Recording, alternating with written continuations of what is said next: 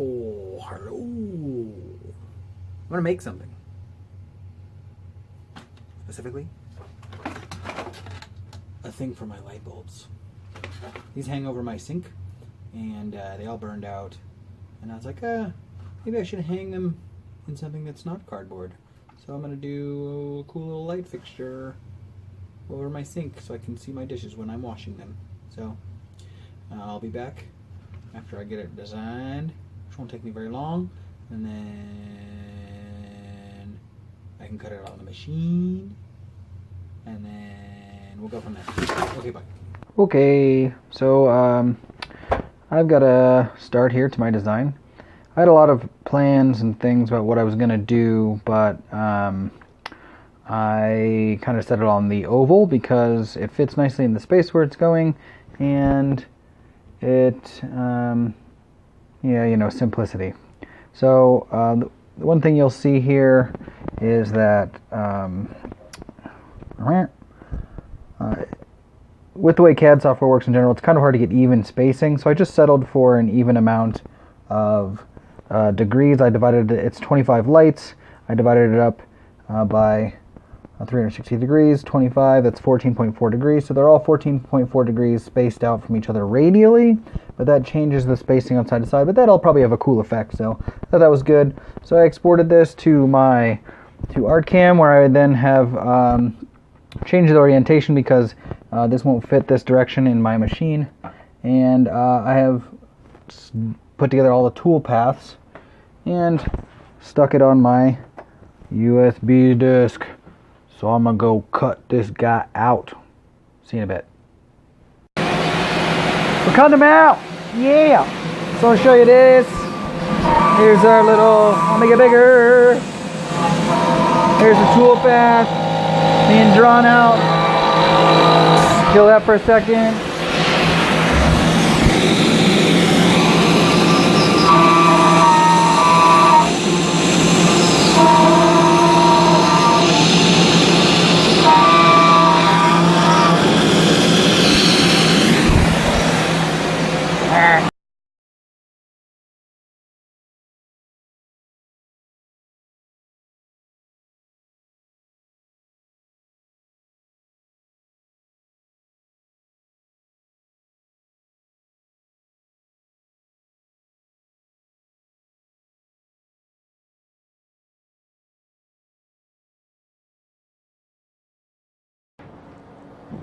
Hi. It's all cut out. The holes were a little small, so I went back and adjusted the code. Now they fit so good. Look so good. Little guys got cut off there that would normally clip to a tree branch, whatever, Christmas light type of thing. The hole in the bottom, can we see that? Can you see the hole? That's a little bit small, so the bulb doesn't quite fit from the other side, but that's okay because too small in terms of a hole is fine. You can always take away more material. You can never put material back, as you probably know. I got a big 3-inch metal strip that I'm going to run around the outside so that you can see, not see. It'll give it a nice little finish, and you won't be able to see the wires up top, which will probably all be stapled down and stuff. I haven't figured out how I'm going to finish the metal yet, but I'll probably do some polyurethane. I might have a little ornament doodad in the middle. There's all these light bulbs, right? And they should be casting kind of interesting shadows, so if you put something interesting in the middle, it might make kind of a cool little spiral pattern. I don't know. We'll see what happens. Alright, so I'm back. It's been weeks since I set this project down. Here is the board. I just finished sanding all the dirt I got into it for putting this metal band on it. Unfortunately, I cut it just the slightest bit too short, so I had to fill this gap. That's annoying. I had some stainless steel screws, but they weren't long enough. So these are just normal wood screws. I might replace them at some point. There's so much tension on the metal here that it doesn't come off. So I wouldn't really technically need the screws anyway. But anyway, these holes were just the slightest bit small for the light bulbs, so I roughed them out a little bit and everything fits in there. So I'm going to throw a little bit of polyurethane on it to make it look nice. And when that dries, I can glue in the light fixtures. So All right, a quick shot of polyurethane. I just basically like one pretty reasonably heavy coat. It soaked it up pretty good. I used the oil base, so it's not like gloss, but kind of like it. There's a couple of bristles in there. I did my best to get them out, but I used a really cheap brush like Amazon 2 for 10 or 10 for 2 kind of thing. So, but it looks pretty good. Pretty excited to see it up in the air. And we're back with the cords in the box. Check it out. Yeah, so I glued them in flat and then attached them with the 2 staples and then dropped some more glue around the side. Hopefully that's enough. Seems pretty stable. Yeah, so it's not going to get fucked with too much. Maybe the second or third time change the light bulb. Might have some issues, but either way, time to hang it. I'm in my kitchen. This is where I cook my stuff.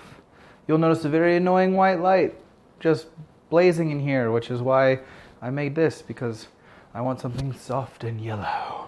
So much better. The wire is from the insulation of the cord. I just had it stuck to the ceiling quite literally. I don't know if I have a picture of that. Maybe I will. Anyway, I measured some center pieces and things and got some associated. There's some hook on the ceiling and matching hooks here. I just do a little fishing line tire thing because it's just a simple twist. Did not hold up to the stress test. And I'm gonna 3, there's a triangle. 1, 2, 3. And I've got associated hooks on the ceiling. I'm gonna solo this. We'll see what happens. So what's up? It went pretty well. Definitely seems strong enough to hold up.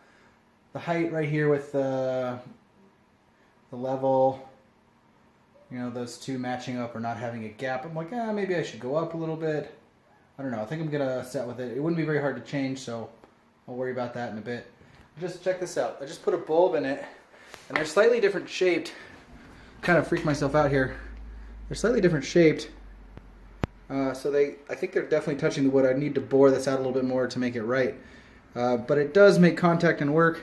But the interesting thing is here, if we look down at my switch, you can see this little, there's that green light. So that green light coming on is me screwing the bulb all the way in. Off, on, off, on. So it knows when there's a bulb in it or not, which is really interesting. I never noticed that before. But it does work. That's my little dimmer there, so get the bulbs in there, get the lights on, see what it looks like. Alright, so this is the final video, or just the highlight reel, of my making of a new kitchen light for the kitchen sink. So we'll flip off the overhead here, and we'll come over here and hit the dimmer. Alright. So, not too shabby, right? I'll do the overhead light again so I can talk about some stuff.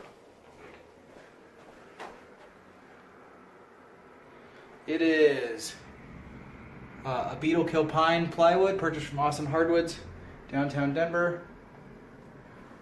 Hung from the ceiling on some eye hooks and 100-pound stainless steel picture hanging wire. It's designed in SolidWorks, cut out by the CNC machine I made. Check out my channel if you want to see my CNC machine. And then there's a 3" by 1/8" wrap-around band around the outside of it. And it's just a oil-based polyurethane, simple 1 coat. I didn't overdo it. I kind of cut some corners because it's for me. I like it's a little bit rustic, you know. But anyway,